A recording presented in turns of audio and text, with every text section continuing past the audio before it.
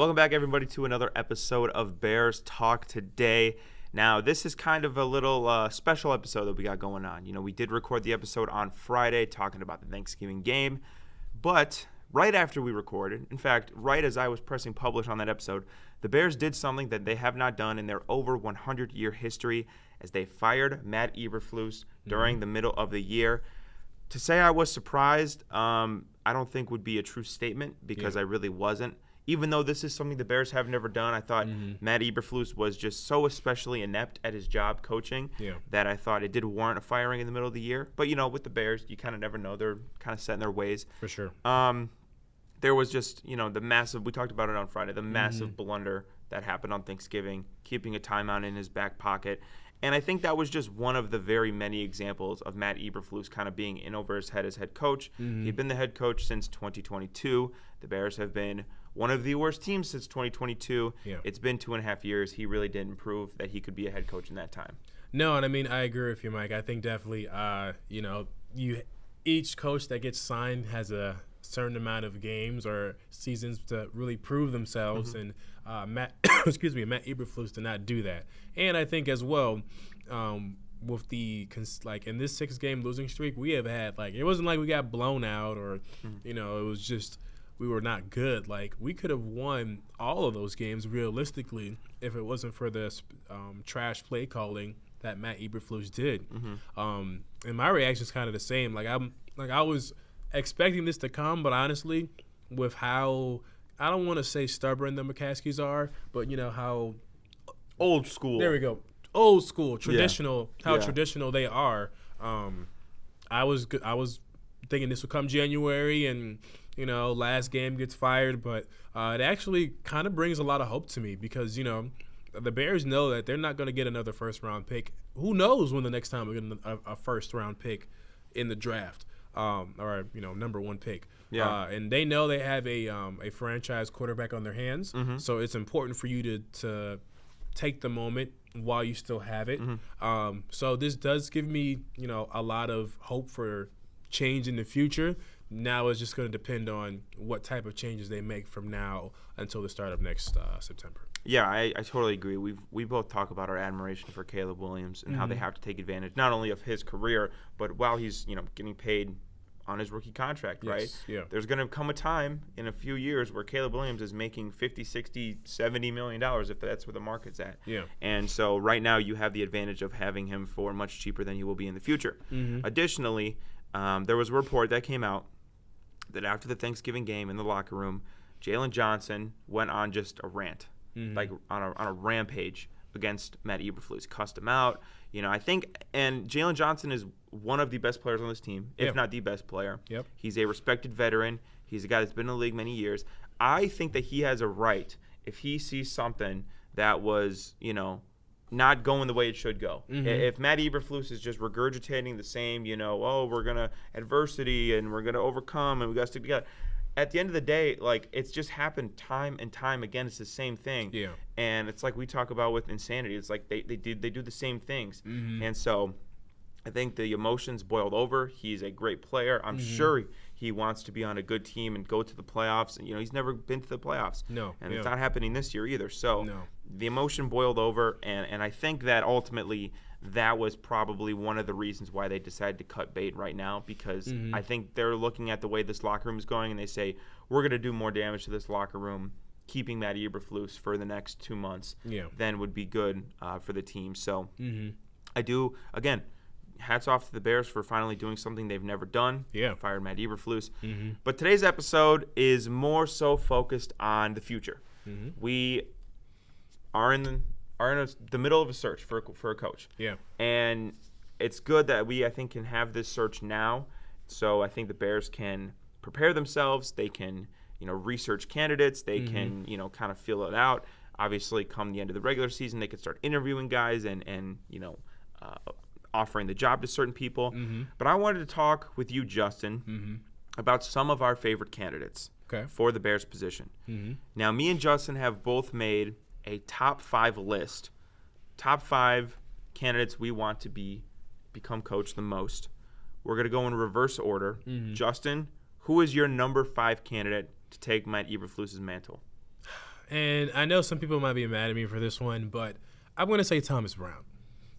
And I think for myself, it's good to have home cooking right where you're at. We already know he, in the past, 2 or 3 games, he's been well-respected by coaches and well-respected by players. Now, I think it's definitely going to be an ultimate test from going from offensive coordinator to head coach. But from what I've seen from offensive coordinator and just a few interviews that I've seen from him, he seems like a really down-to-earth guy. He's young, too. I mean, he's not – I think he's 38? Yeah, 38. That sounds right. Yeah. So young guy, he's able to really be able to relate to some of the guys in there in the locker room, and he just seems like he's really easy and approachable. And I remember one of the first interviews he had as an OC, and he was saying that he met with Caleb and said, "Hey, here's what I expect. Here's what I want. What are some things that you expect from me?" And you can see it's clearly working. It's just the personnel above him was just dumb, so it just didn't get completed. But I think that's something that I look at, and and to give you some stats, since he's became offensive coordinator versus Waldron's offense averaged 19.4 points, 277 yards, and 169.5 yards passings. Brown offense is averaging 22 points, 363 yards and rushing yards, and then 251.7 yards passing. So you can clearly see that there's an improvement. And I would think that if I'm Thomas Brown, I wouldn't want to.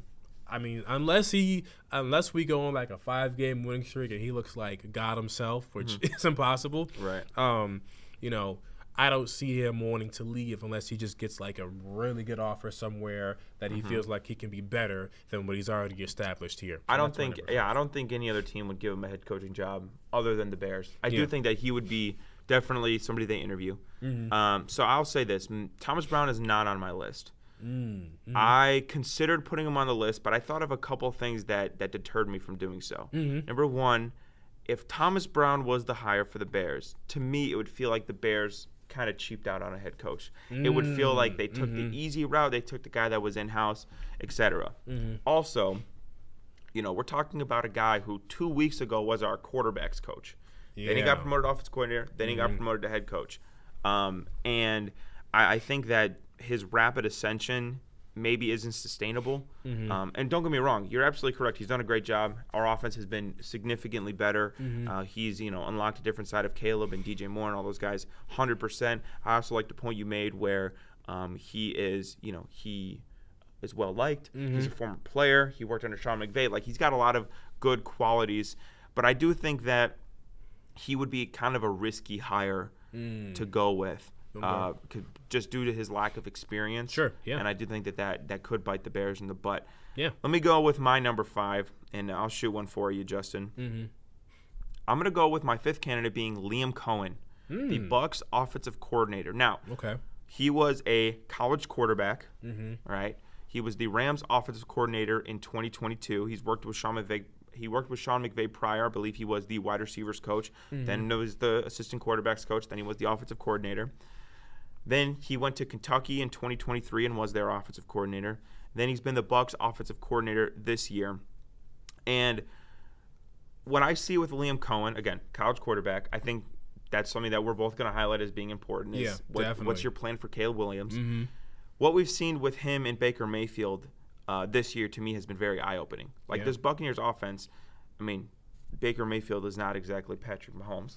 Let's be real here. No, not at all. This Bucs offense has been very good. They've also been decimated by injuries, Mike Evans, Chris Godwin, and they've kind of not missed a beat. They've kind of flowed well, and they've kind of continued to progress well. Again, this is a guy, he has experience at offensive coordinator at 3 different spots. He manages schemes well. He's a Sean McVay guy, which I think if you have the approval of some of these really, really high-level coaches, then I think that's a positive sign for me. And, I do prefer the Bears go in an offensive-sided direction when it comes to their head coach. Yeah. So I think my 5th candidate would probably be Liam Cohen of the Buccaneers. No, I mean, I like that pick. I think definitely our main focus is to have a guy that can really be a quarterback coach. And I believe that he can be that. And I also think as well, if I'm Liam, I'd rather want to coach a up and coming, franchise history pick than Baker Mayfield. So why not? And I will say, before we continue our list, Sure. I was going to mention this beforehand.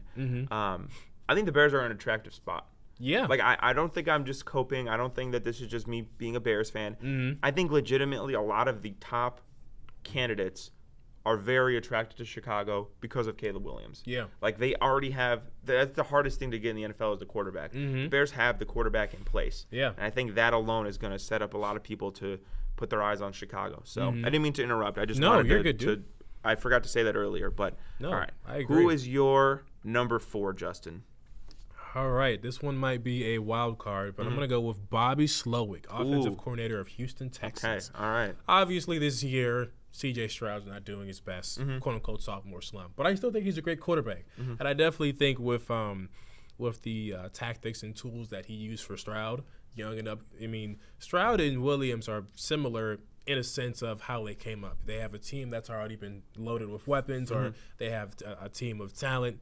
And I think that Bobby Slowick can do that for the Chicago Bears. So, and, I just think definitely because I want to say with him, I didn't have the stat on my notes, but obviously when you go back to last season and look at, the offensive boost that Slowick gave the Houston Texans, I think definitely if he is at the helm and kind of the guy making all the decisions, I think that the Bears can be a lot better than what they are right now. And going back to your point you made earlier, too, about your number 5 pick of having an offensive-minded coach, I think is what we need right now. We need better offense. We have a pretty good defense, but I want somebody who is really specially talented in creating those plays that can be able to create yards and be able to create touchdowns. Yeah. I think Bobby Slowick, I think a lot of people who might have watched that, you say Bobby Slowick would be like, Bobby Slowick. Sure. The thing about Bobby Slowick, though, and I'm gonna agree with you on this one. Last year, he was boy genius. Yeah. The Texans were this young, up-and-coming team. C.J. Stroud was Rookie of the Year. And people, think that they've kind of cratered this year. Well, they're 8-5. Yeah. Their Still good. Their offensive line is horrible. Yeah. So I think that part of that is just the personnel they have on the offensive line is that good. One interesting thing I love about Bobby Slowick, and I remember kind of looking into this last year as well. Bobby Slowick is kind of multifaceted because he's been a coach in the NFL. He was with the Washington coaching staff back in the early 2010s with Shanahan and McVay and McDaniel and LaFleur. So he's part of that kind of bunch. But additionally, when he came back into coaching in 2017 and 18, he was actually a defensive quality control coach with the 49ers. So he has experience on the defensive side of the ball. And I remember last year Bobby Slowick made a quote about Kyle Shanahan where he said, in order to understand offense, you got to understand defense as well. Yeah. And so in order to attack offensively, you have to know what the defense is going to do to try to counter that. Yeah. And I think that is a really, really cool thing that he has under his belt. So he's got experience on the defensive side of the ball. He obviously has been the offensive coordinator with the Houston Texans the last couple of years. He also worked at Pro Football Focus, which, depending on how you feel about PFF, I guess is maybe yes or no. But I did not have Bobby Slowick on my list. However, I don't hate it. No. I think that would be a very intriguing hire. Again, for sure. He's lost his kind of gold shine that he had on last year a little bit. Oh, for sure. But they're still above 500. They're winning their division. Yeah. So you go down the stretch, and C.J. Stroud looks like a different quarterback. They win a playoff game. All of a sudden, nobody cares if you hire Bobby Slowick, right? He's back to being, a great candidate. I'm kind of going to go in the same direction that you did with my 4th pick, just kind of a different team. I also picked an AFC offensive coordinator. Okay. Joe Brady. I went with Joe Brady. He was the offensive coordinator of that just dominant LSU team back in 2019. Yeah. After that, he became the Panthers offensive coordinator. Didn't work out in Carolina, but again, I ask our audience, when does it work out in Carolina? Never. Then in 2022, he became the Bills quarterback coach. He filled in for a fired Ken Dorsey last season. And ever since then, this Bills team has been cruising. Yeah. Justin, Bills looked pretty good last night. They did. They looked pretty good last night. They did. And their offense has been kind of rock solid all year long. I don't think they have a certified stud at wide receiver. No. Now, any detractors to the Joe Brady hiring would say, well, he's got Josh Allen. And Well, I will say it is very nice to have Josh Allen. Yes. That is true. Yeah. However, one thing that he has done with this Buffalo Bills team is that he has really implemented the running game. Mm-hmm. James Cook has become a very prominent member of this offense. Yeah. And what that allows is that it allows this offense to become more balanced and not so pass heavy. Mm-hmm. Because what we had seen in years past was, Josh Allen was great and he was Superman. He could do everything. Yeah. But sometimes he didn't need to be Superman. Yeah, and needs to be. He would make some unnecessary risks. He would put the ball in harm's way just because they were just passing the ball all the time. And Josh Allen, if you look at over the last 2 years, has really decreased the amount of turnovers. They've been much more efficient on offense. They've been able to run the ball more. And I think I like Joe Brady as a potential replacement at our head coaching spot. I think his offensive prowess would benefit the Bears, would benefit Caleb Williams. And so I like Joe Brady, I think, a little bit. No, and then you know what? I do, and I forgot that he was coaching that dominant, LSU team. Yeah. So I definitely think he is a honestly, they're in between both of our lists. I mean, anything is better than Shane Waldron. So, I mean, I'm not gonna quite frankly disagree, but I mean, I think having somebody like him, having his character, having his skill of what he can bring to this Bears offense, because like I said before, I may sound like a broken record, we have the players, we just don't have the plays, and I feel like a coach like him would be able to bring those plays and bring successful offense to the Chicago Bears. Yeah. So, yeah. All right, Justin. Who's number 3 on your list? This one might be a wild card one again, but we are going to go with Brian Flores. Yeah. Ooh, okay. Yeah, after he obviously coming from the Mike Tomlin protege tree. I think having a guy like him would be essential to the Bears. I want a coach that has a little bit of swagger to him, and I feel like having that would be essential to our team. And I feel like when you have those Super Bowl winning teams, like everybody knows Andy Reid and his personality, right? He's a fun-loving guy, but he knows how to get serious, and he knows how to be able to. The State Farm commercials. State Farm commercials. And honestly, like if we're going to be able to. If the Bears actually spend the big bucks, I want to be able to have a coach that has that personality, that has that that kind of. I'm not saying Brian Flores is Mike Tomlin, but somebody who's able to go out there and what he's going to do. And I feel like Brian Flores would have that. I mean, look at what Minnesota's doing this year. Yeah. It's their crazy. Defense personnel-wise is not very good, and yet they're playing out of their minds. Out of their mind. Yeah. Yeah. So, I mean, just looking at that alone, I mean, all right, the con is he's going to be a hot commodity, obviously, with how well Minnesota is doing. But I definitely think if he wants to stay close to home in his division, we got a spot open. Yeah.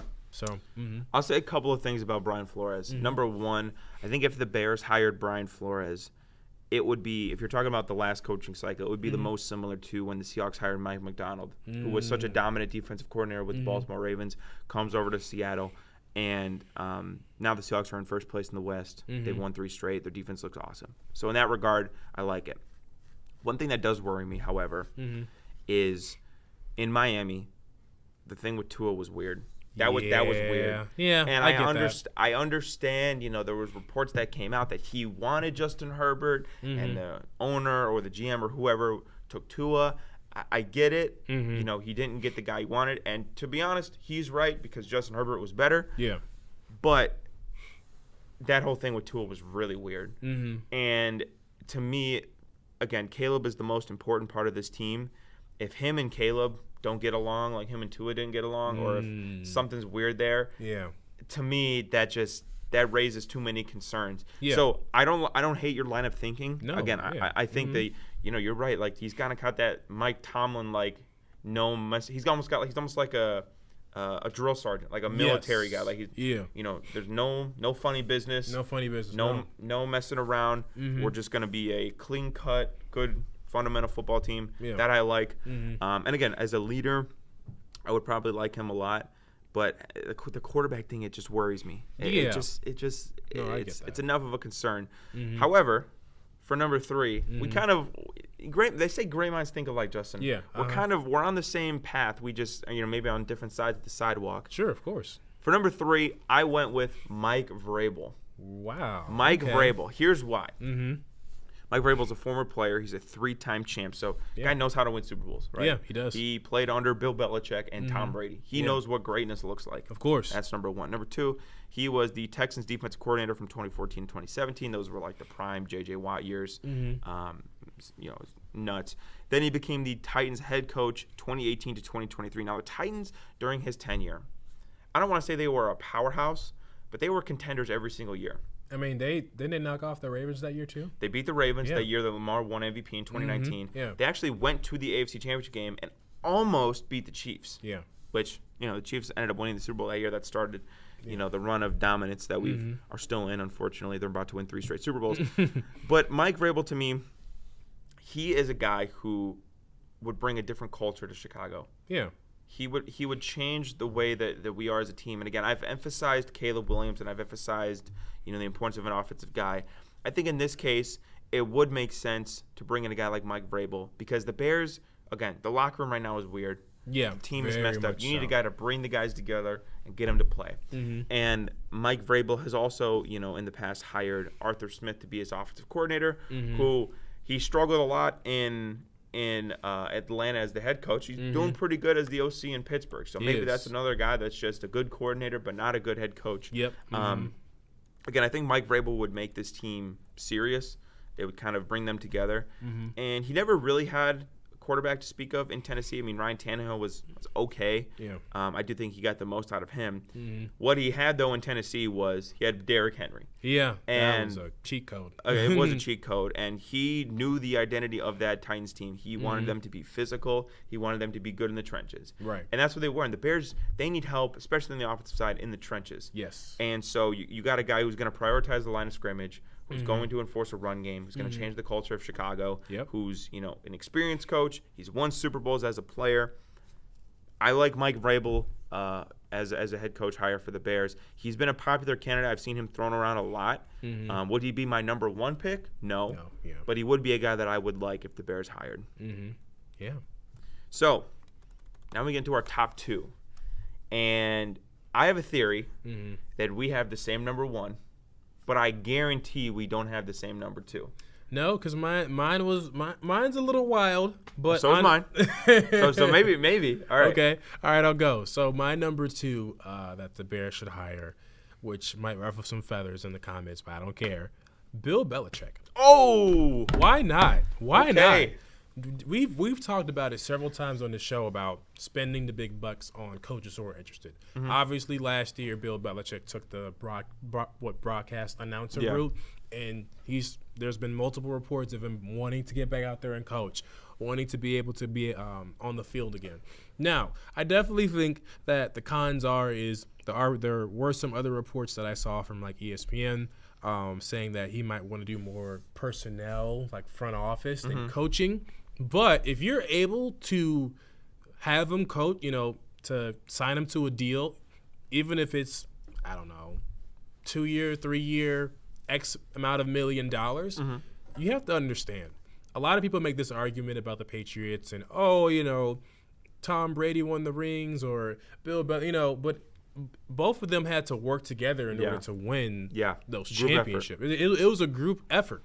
And for, I just feel like there's so many things that Bill Belichick can teach Caleb Williams about what it means to be great, about what it means to be a leader. And I'm not saying Caleb Williams can be Tom Brady because I don't think anybody can be Tom Brady. Yeah. let's just win 1 Super Bowl.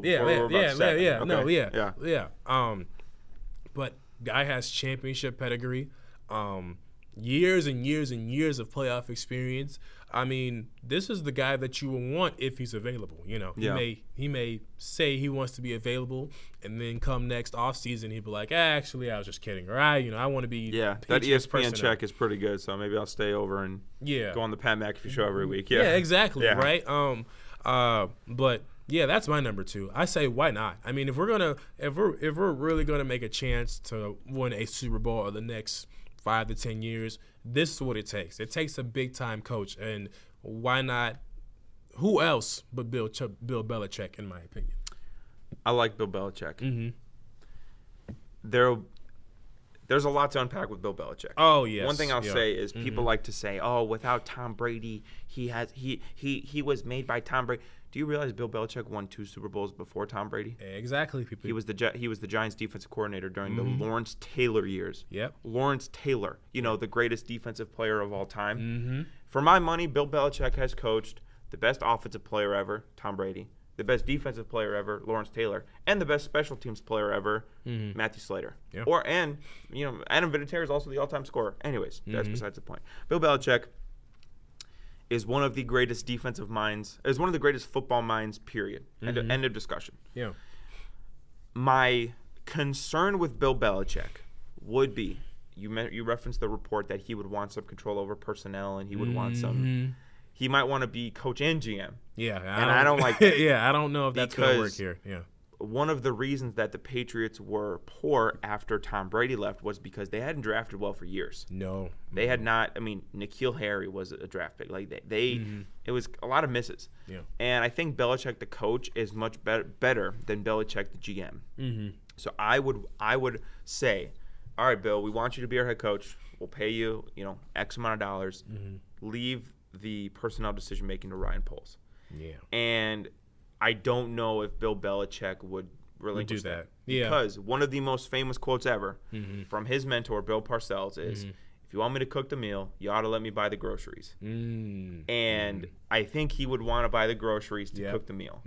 And that, to me, I don't want to say that would be a deal breaker, but that would be something where I sit here and I'm like, would we rather one of these other guys instead? I don't know. But no, I don't hate Bill Belichick because let me tell you, the Bears get Bill Belichick, they're credible right away. Oh, for sure. I don't think Bill Belichick is one of those guys where an old coach comes back and doesn't have it anymore. I think Bill Belichick is still going to be a good coach. And the reason why I said that too of Bill Belichick, because there were reports of him going to Atlanta, and I'm like, Atlanta out of all places. Yeah. There's no. Chicago makes more sense because you got to think this guy he was a Jet, cold New York, cold New England, cold Chicago. I can't imagine him Bill going Belichick to in a dome in Atlanta. No, that doesn't really work with me. I don't know. Chicago, even though it's not like an East Coast city, it's similar, weather-wise. Yeah, of course. So I do get that. All right, this is the one that's going to, I think, make people really upset. Okay, go for it. This is really funny. And I think there's a certain fan base that is going to be especially upset at this. My number 2 pick for the head coach of the Chicago Bears is Kyle Shanahan. Oh, Kyle Shanahan. Let me before the 49ers fans, keyboard warriors in the comments, let me say, okay, I understand that Kyle Shanahan is under contract until the 2027 season. Right? I understand that unless, I don't even know, divine intervention, the 49ers will not fire Kyle Shanahan this year. So you might be saying, well, the coach is under contract, he's not getting fired. How do you expect Kyle Shanahan to be the coach of the Bears? 2 ways. Number 1, Kyle Shanahan opts out of his deal with the 49ers. Now, why would Kyle Shanahan do that? I think when you look at the state of this 49ers team, they're old, they're injured, and they have a major decision coming up at quarterback. They do. And I think the division around them is good as well. Seattle's getting better, Arizona's getting better, the Rams are still good. Yeah. So it's a good division. You're getting old and injured, and you have questions at quarterback. Pretty soon you're going to have to make a major decision on Brock Purdy, whether or not you want to pay him $50+ million a year. Brandon Ayuk has been injured. George Kittle's been injured. Deebo Samuel's been injured. Christian McCaffrey, his season just ended last night after missing the first 10 games of the year. Crazy. Nick Bosa's been banged up. It is rough in San Francisco, and I think that their window of contention might be shutting just due to their cap constraints. They're paying everybody. They have to cut a lot of players, right? So he might opt out. But let me propose to you the scenario in which the 49ers decide, okay, we need to reset, we need to retool. We could use some more draft picks. I'm going to take you back, Justin, to 2002. Wow. The Tampa Bay Buccaneers. They called the Oakland Raiders and they said, hey, we want John Gruden to be our head coach.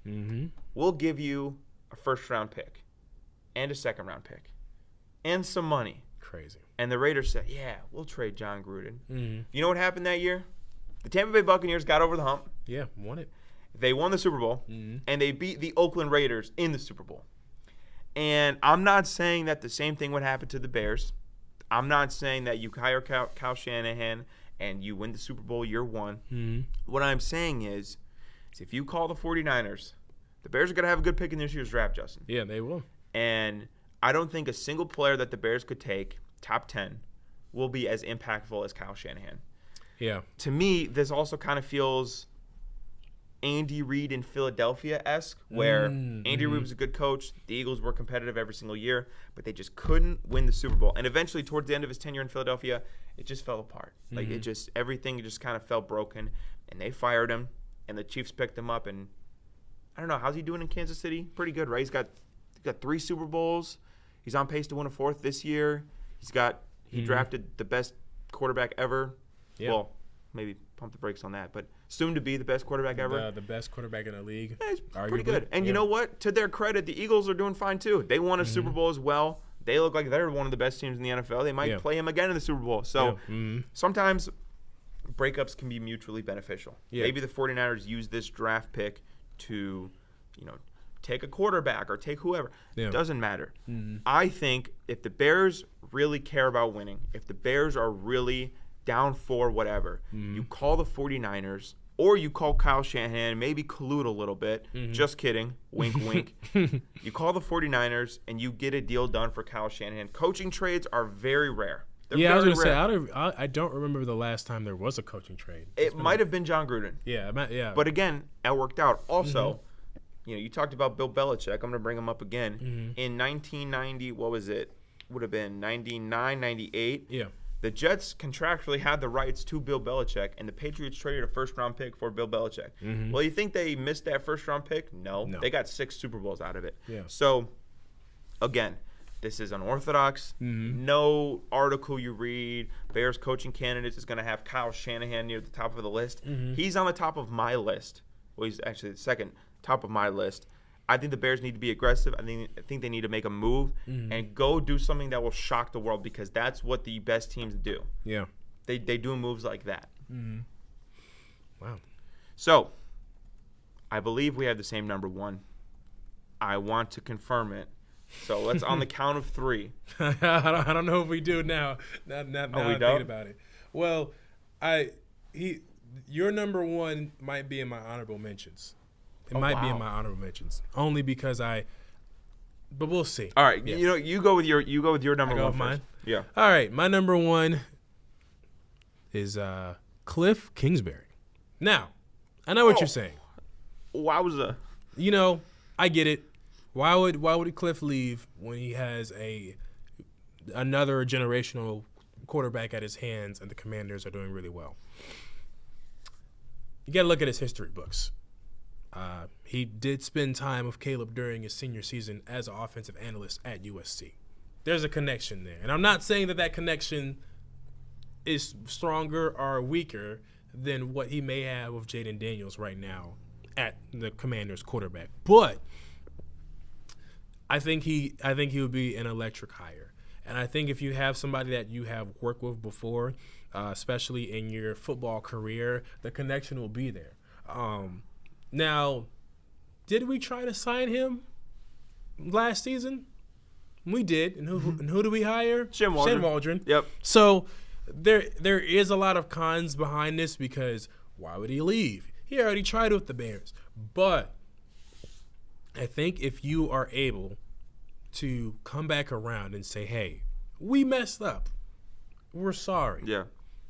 Here's what we have. You get control over everything. Yeah.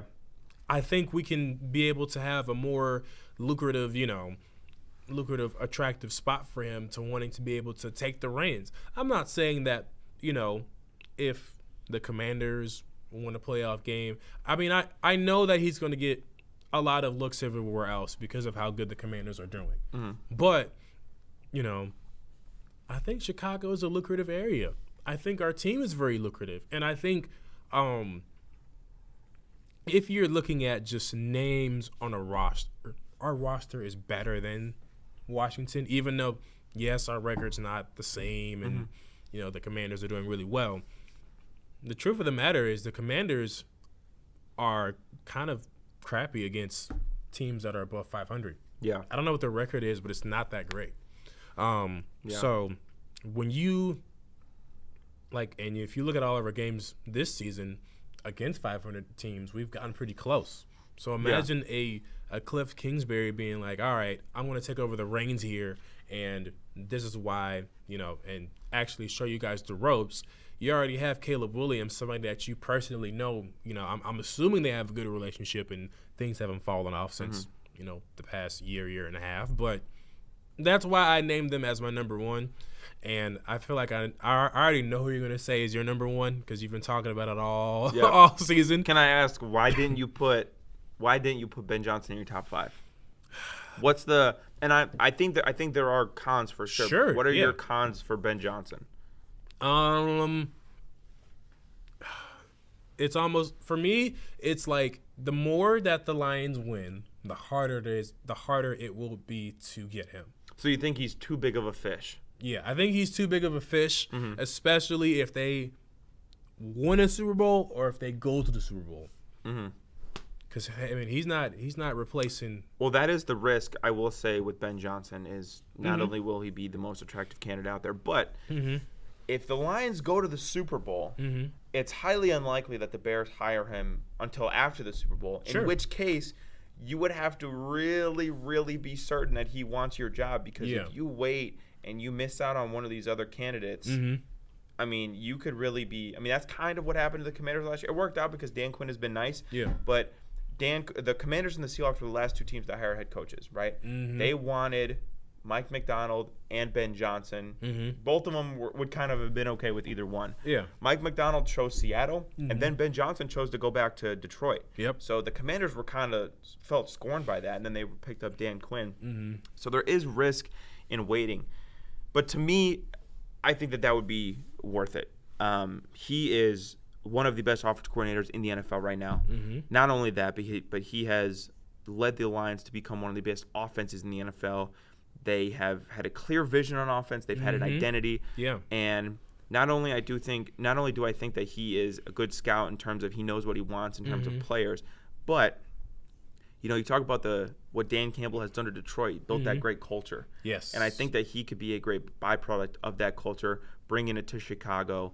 I saw an interview I saw a post-game press conference he did the other day talking about his philosophy, and it was really, really encouraging stuff. So, in my opinion, Ben Johnson, again, you could say he is the genius of the week, the boy wonder. But I think for a couple of years now, he's proven that he is a legitimate offensive coordinator. He has beaten some of the best teams in the NFL. And so I would be very, very, very encouraged if the Bears hire Ben Johnson. Additionally, even if Ben Johnson doesn't work out, let's say the Bears hire Ben Johnson and he's, Matt Nagy 2.0. I would be encouraged because then at least it means the Bears go out and they get the guy. Like the Bears have the pull to go get the top candidate, the guy that everybody wants, right? That would be encouraging just from an organizational standpoint. And then obviously I think Ben Johnson would be a great coach as well. He's my number one guy.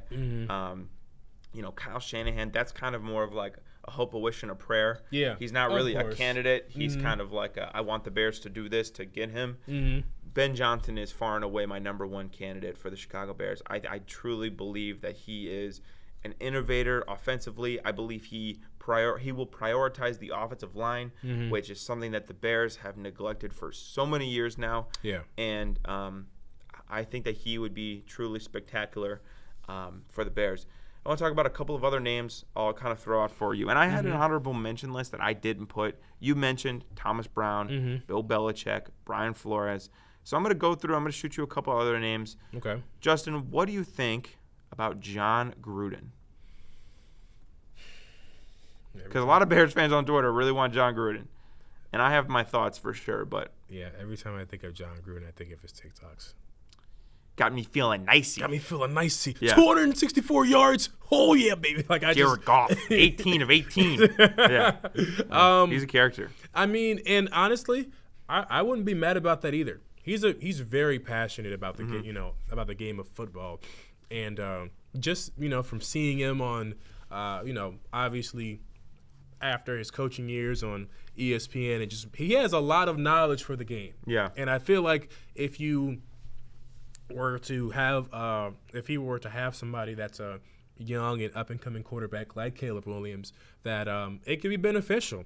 Now I do think some of his antics are a little sometimes, but I'm not mad at the pick. I think he would definitely be somebody who was beneficial and somebody who can help out at least help out Caleb. I think more Caleb than the offense itself. Well, John Gruden, I mentioned him when the Buccaneers traded for him. He was fantastic with them, won the Super Bowl. He's always been a great offensive-minded head coach. Even with the Raiders, I don't think he got enough credit for the job he did with Derek Carr. Now, we need to address the elephant in the room. He got fired from the Raiders for some not-so-nice emails that he put out. Yeah. And I think that, not that I think people can't grow and can't change. Sure. Yeah. I just think that would be an unnecessary distraction. It would be. Like, I think that's, it's one of those things where that kind of just sticks with you for the rest of your career when you do something like that. Yeah. And that just, the Bears don't need more noise. No. They don't need more, your coaches, this, that, and whatever. And no. Just flush all that out. Yeah. Another interesting name I saw thrown around was Marcus Freeman, the head coach of Notre Dame. To me, that would be hard pass. Yeah. Just not experienced enough. I don't love a lot of the transition from college to the pro game. Yeah, it always struggles, at least for the first. Nick Saban wasn't good in the NFL. No. There's very, very – I believe there are 2 coaches that have ever won a national championship in a Super Bowl. I believe that's Jimmy Johnson and Pete Carroll.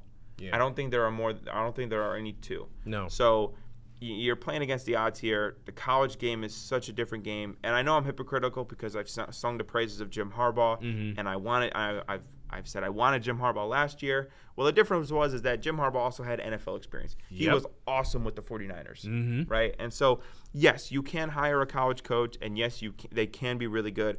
I just think that this is a unnecessary risk for the Bears. And also, Marcus Freeman is not Kirby Smart, Dan Lanning, one of these top coaches, Steve Sarkisian, who also has NFL experience. So there are a lot of candidates that the Bears are going to need to siphon through. And I would say pretty comfortably this is the biggest decision the Bears have ever had to make. Yeah, I agree, and I wanted to name 2 honorable mentions that I didn't name before. Yeah. It's ironic because I have Ben Johnson as one of them. I also have defensive coordinator Aaron Glenn. I've heard Aaron Glenn thrown around as well. And he's done a great job with this Lions defense. They've been, I feel bad for them on Thanksgiving. They were dropping like flies. Like, they have been so decimated. They have been. When I hear in the year of our Lord 2024 that you're signing Jamal Adams, that means that you got to be on your eighth safety or something. So it's been rough for Detroit from an injury standpoint, but he's done a good job. And again, you kind of get that same thing with Ben Johnson. Like I said, you get that culture from Detroit coming in. You get that the team building aspect. And Aaron Glenn was a former pro as well. I think that would mesh well with some of the players in the locker room. So yeah, like if you're Detroit and you're the GM, I don't know if you're the Detroit Lions GM. Yeah, like, Holmes. Holmes, you better pay those guys because once they're gone, they're gone. Yeah, they're getting some good offers. No matter if you guys make the Super Bowl or not, they're getting some good offers. Your personnel is next. Yeah, this is very reminiscent of the 2022 Eagles team. Yep. Where you have kind of the CEO, leader, head coach Nick Sirianni and Dan Campbell. You have a great offensive coordinator, a great defensive coordinator. Well, Eagles went to the Super Bowl. They lost. Both those guys went out and got head coaching jobs. And I think the same thing is going to happen to the Lions, which at the end of the day, another argument for Ben Johnson and Aaron Glenn is at the very minimum, you're poaching one of the division coaches. Yep. You're making yourself better and you're making your division rival worse. Yep. And I think that they're going to get jobs regardless if it's with Chicago. I think Ben Johnson is definitely going to be a head coach this year. Oh, for sure. Aaron Glenn, I think, is more likely than not. So at worst, you're making your division rival worse. But there's a couple really, really good candidates for the Bears to go ahead and hire. I don't know who they're going to hire. If I had to put money on it, if I had to gamble, I think the Bears stick with their defensive-minded philosophy, the leader of men philosophy. Yeah. I would bet and say it's Mike Vrabel. because I don't think they want to cash a check big enough for Ben Johnson or make a move for a Kyle Shanahan or whatever. Mm-hmm. I would say Mike Vrabel that's my prediction. Is Mike Vrabel. Who's your prediction, if you would say? That's a very, very good one. Mike Vrabel is a very good mention, but I would say, because I feel like I agree with you on the Bears aren't going to cut a big enough check for a Cliff Kingsbury or a Bill Belichick. So I'm going to go with Bobby Slowick. Okay. Somebody who's not a really big household name, but still shows a lot of potential and still shows a lot of strength. I mean, I think they're going to hire somebody who's not going to be a star-studded name, but it's going to be somebody that is well-known and well-respected and probably might be more defensive-minded as well. Another one that another honorable mention that I had that's not really for the head coaching position, but more for offensive coordinator, Josh McDaniels. I mean, listen, he is not a great head coach. I don't think he ever would be. But I think as an offensive coordinator, this is somebody who can really be able to develop talent. At least that's what I believe and hope. Yeah, you hope. Fingers crossed. Josh McDaniels, he's just kind of a weirdo, man. He is a weirdo. I don't know. Josh McDaniels, yes, very experienced. He's been there, done that. Worked with Brady for a bunch of years. Yeah. Tried to make it work with Tim Tebow in Denver. Then again, I don't even know if Andy Reid can make it work with Tim Tebow. No. Honestly, no. Andy Reid would deploy him as a souped-up Taysom Hill. He'd be running back, fullback, kick returner, wide receiver, tight end, left tackle, defensive tackle, kicker, punter. But that's interesting. That's interesting because I think another key point for any potential Bears coach is that they need to put together a nice staff. Mm-hmm. That is one reason why Matt Eberflus failed miserably. Is his his assembling of a staff was awful. Yeah. And you see the best coaches like the McVays, the Shanahans, the Andy Reids. They hire really, really good assistant coaches. Mm-hmm. And, again, I feel like for some of these veteran coaches especially, they have guys that they've worked with in the past that could be good. Yeah. Kyle Shanahan, seems to spring up new OC candidates every year. Mm-hmm. But that'll be an important step for the Bears. So this episode, actually, we did good. We talked for quite a while about Bears head coaching. Yeah. So I think we should wrap it up here. Yeah, let's do it. Unless you had anything, other notes, any candidates. Ryan Poles, the McCaskies. Don't mess it up. Don't mess it up. Yes, please. Please don't mess it up. No, I can't stand it. If they waste Caleb Williams, then might as well. We're cooked. We're cooked.